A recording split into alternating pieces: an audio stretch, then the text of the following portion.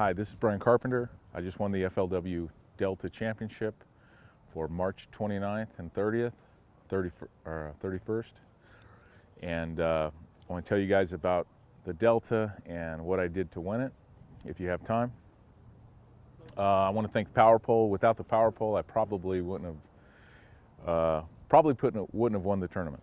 Power Pole enabled me to position myself to do some punching and catch some key fish in the tournament and win. My hands are pretty cut up from the tournament, all bass wounds.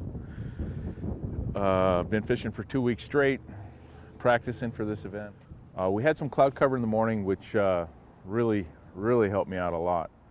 I was able to crank some fish early. I was running anywhere from 28 to 35 spots a day and punching in the afternoon when the sun came up.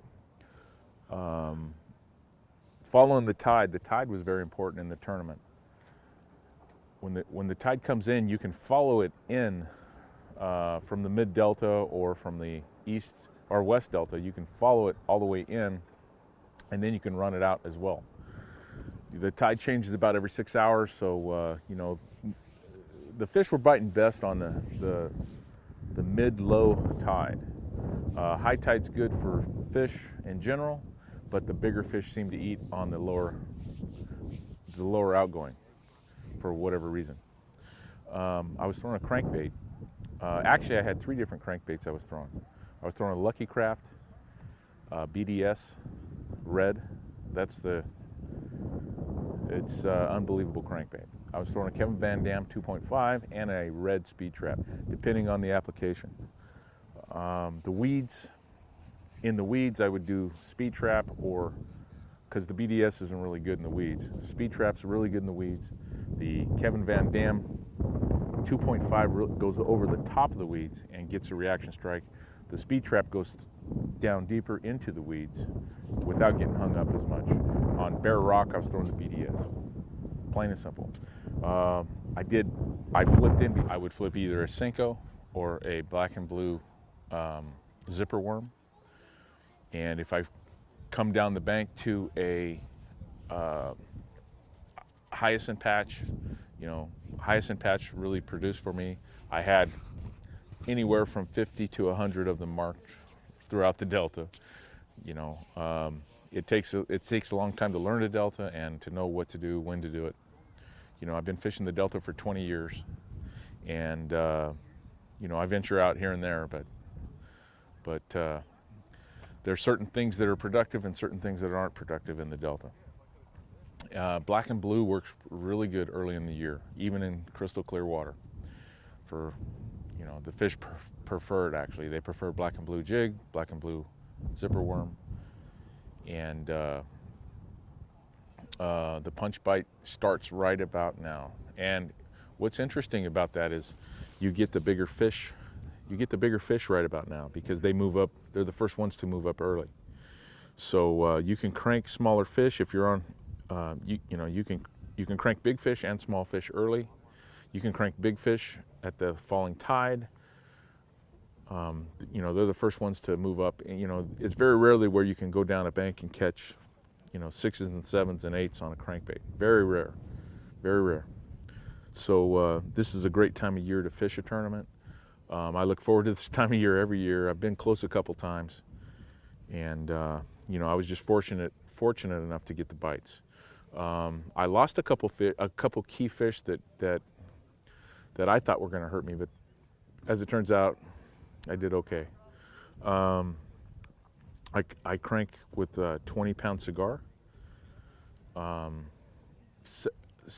lightest line I use is 15-pound test on the Delta for a drop shot. I know that sounds insane, but these fish are, you know, you get an 8 or 9 pounder in the Toolies, you're going to need at least 15, maybe 17. 20-pound test on the crankbait, chatterbait on braid, you know, punching on 65-pound braid, and you just got to run and gun and maximize your time, because if you're spending time in dead water, I'm going to beat you. On day 1 and 2, we had cloudy, partly cloudy skies all day. So the sun was in and out, the temperature was up, the fish were up, the crankbait was working for bigger fish. And then at the end of the day, when it got hotter, there was definitely punch fish available. You know, since they sprayed the weeds out here, there's really not that much around. So you really have to hunt for the right stuff. On the third day, we had 30-mile-an-hour winds and rain. So I was able to punch a fish at 7:30 in the morning, which is kind of outrageous, but I came across it, I was cranking, I came across it, I punched it, caught me a 3-pounder. So at that point, I made the decision to punch. I mean, they were still up, according to that fish. So I ran a bunch of spots, I punched, and I didn't have a bite for probably 3.5 to 4 hours. I had one fish at noon. It was still it was rainy and overcast, blowing hard. And I know that the reaction bite's going at that time, but I didn't, you know, I was being stubborn because I wanted some better fish. Most of the better fish came punching. I mean, reaction fish, you know, 3, 4, 5-pounders. I caught 2 7s punching. So I stayed with it. I was being stubborn, one fish at noon. And then I just said, I gave up, and I went and ran 30 spots in 3 hours, which is not impossible to do, but you really got to have your sections dialed in where you think they're at. And basically, I was concentrating on deeper rock patterns in clearer water. It's not all clear in the Delta, but with that wind and rain, it really paid off. Did you think you had it locked in? When you know, I didn't know that I had won. Okay, I knew that the guy in first place who was behind me wasn't happy. I could tell. So I didn't know that I had it won. I figured I got second.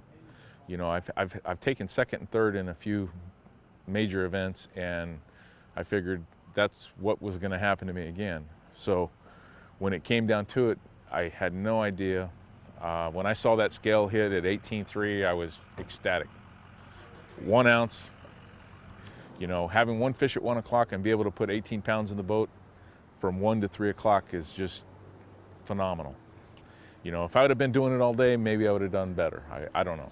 But I had 30 spots in 3 hours. It was unreal. It was unbelievable. You know, I told my co-angler not to take his life jacket off, period. Just leave it on. Some banks are 8 casts, some banks are 30 casts, some banks are 80 casts, depending on the structure. But that was pretty amazing. I was completely shocked. I wasn't expecting to win, but I did. Congratulations. Well, thank you. That's the story.